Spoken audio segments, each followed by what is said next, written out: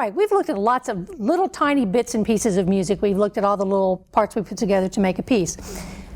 Let's think about it in terms of painting. So when you have a painting, you have colors, you have lines and shapes, and even different textures of paint. If you're painting, it would be different layers of paint.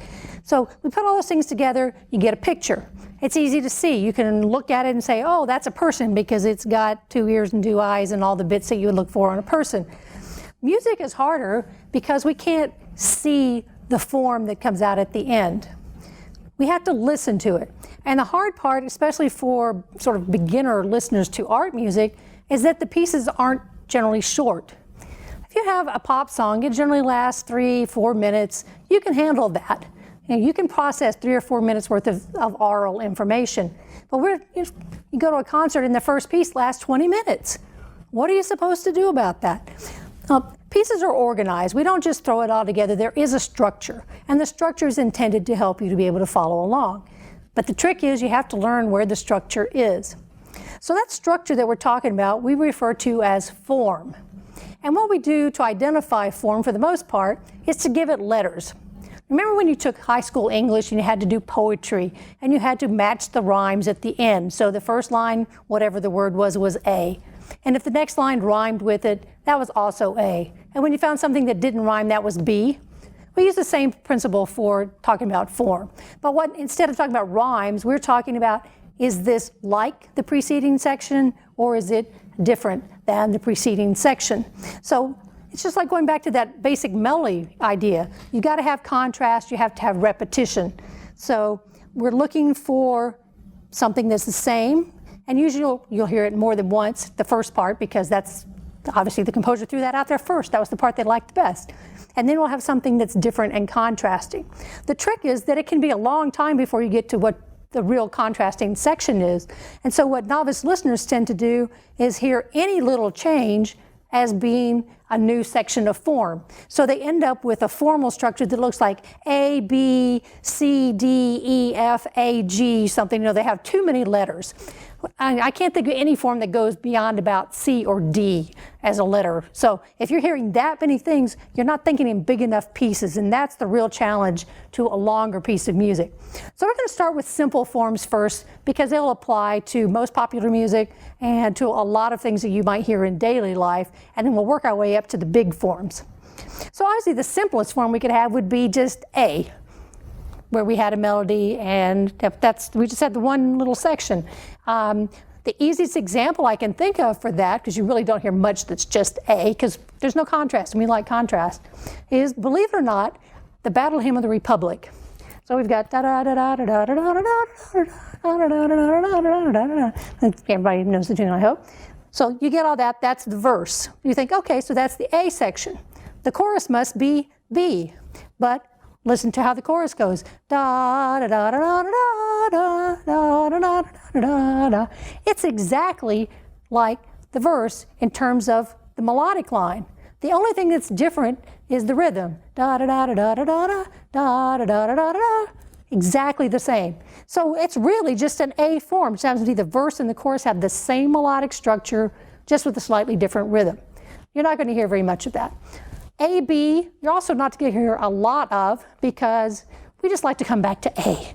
It's like coming home. We went on a trip, we started at A, we went somewhere else, we like to come back to A. But there are some things that are in A, B form. So we're going to do another Bach piece here that's short, that's in A, B form. So I'm just going to play it straight through, see if you can decide where B actually happens.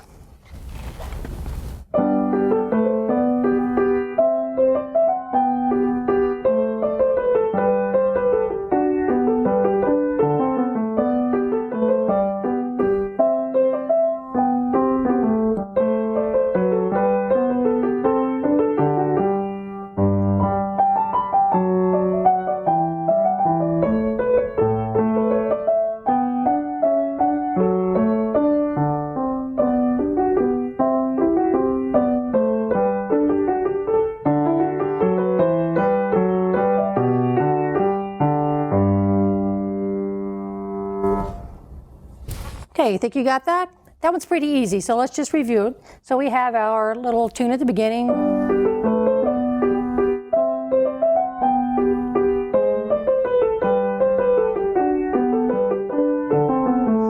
If you thought that was the end of A, think bigger chunks, because that's not finished. And you can tell that he even sort of lets us know that we're not done, because he puts, that's not an ending point. You don't get a sense of being at your arrival point.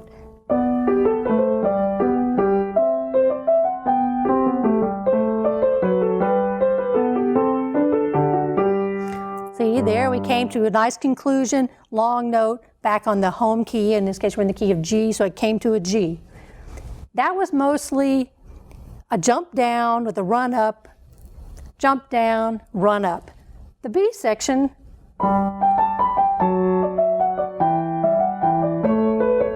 we have jump down, little run, jump down, little run, jump down, and then running down. So we sort of reverse the pattern, and you'll see that a lot. If the first section moves sort of upward, the contrasting section will have more downward motion. If the first section is very legato, you might hear more staccato in the second section. So you can listen for those kinds of contrasts, not just to what the notes are, but the ways in which the notes move. And then, you know, he goes off somewhere completely different here.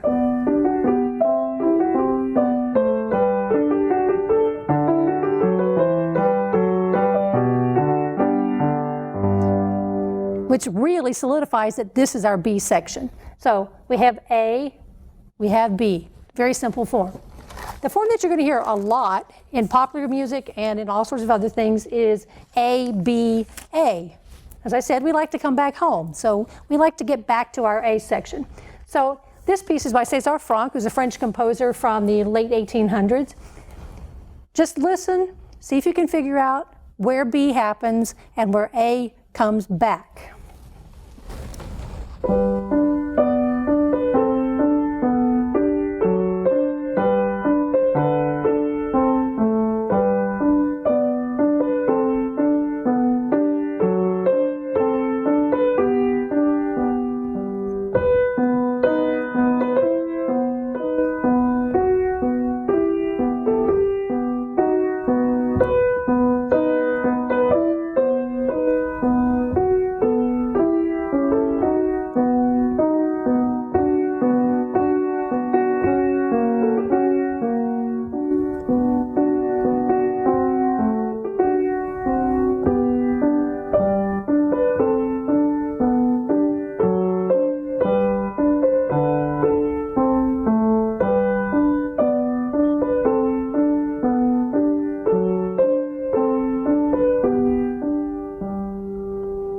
So, did you think we've already had A and B and A? Fooled you. That's all A. Even though it has that little section in the middle that's sort of contrasting, it's very short, goes right back in, and we have the A again. So we keep going with the piece.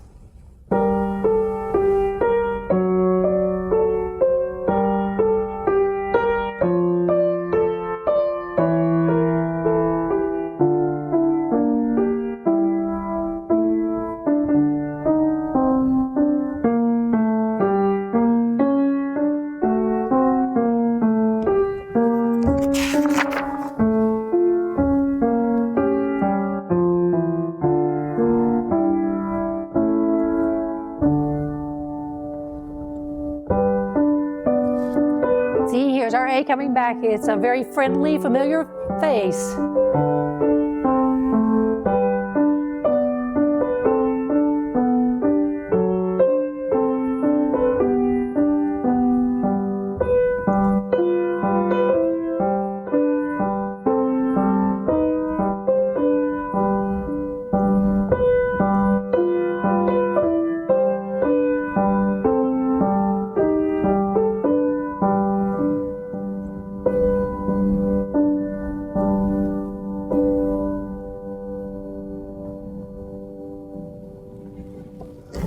So you can see that in this piece, the middle section was very different from everything else. Instead of,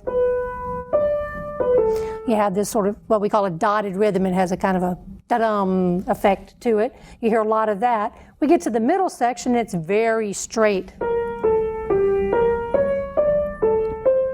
Almost like a clock moving along. And the bottom part is very not exciting, right? So in contrast to this, we had going at the beginning, we had a more interesting harmonic part. We had a dotted kind of melodic line, very different, very contrasting in the middle section. And then we come back and we say, oh, there it is again. And we get, oh yeah, I get excited about that. But does he do A exactly the same way the second time around? No, and you're not often going to hear A exactly as it was the first time. After all, you've already heard it. They've already written it. There's no point in just doing the exact same thing.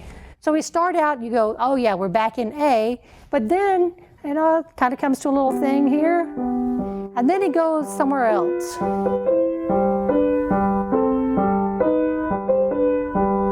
Still keeps the same qualities of A. We still have the dotted rhythm. We still have that little rocking back and forth in the bottom, but just something a little different to take us to a conclusion. We call that conclusion that's a little bit different a coda, or an ending, or a tail is the proper Italian translation for that, but we used to think of an ending. So you'll hear the A come back again, but it will probably not be exactly like you heard it the first time. So A, B, you'll hear sometimes something different. A, B, A is most common. A, something different. A, slightly modified. So those are the two simple forms. Now we'll take on a little bit more complicated.